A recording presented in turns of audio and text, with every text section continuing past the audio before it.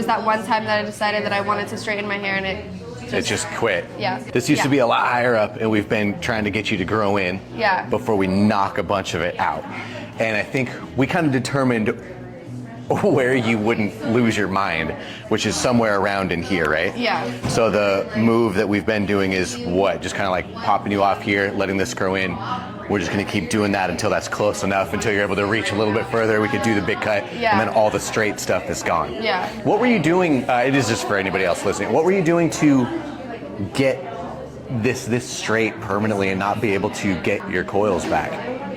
I just straightened my hair for a few days. Just a few days? Yeah, it was right before 4th of July last summer, and I wanted to straighten my hair just for a few days before.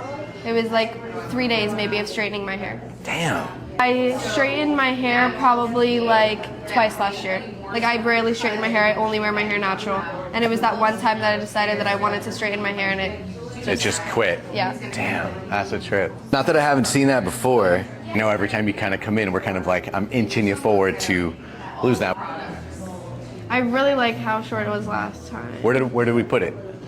Like a little bit above the shoulder. So you could see light passing through a little? A little bit. Cool. Yeah. And then in here, you think we should start kind of like playing with a little bit more face framing? I'm not going to go all the way up to where it's curly because you'll probably bounce like crazy. Yeah. We'll leave some of the weight of these straighter pieces. But now it's like a little bit, it looks a little bit insane, like having really straight. Just because the difference is so severe. Yeah. Yeah. All right, cool. Fun. We'll get it.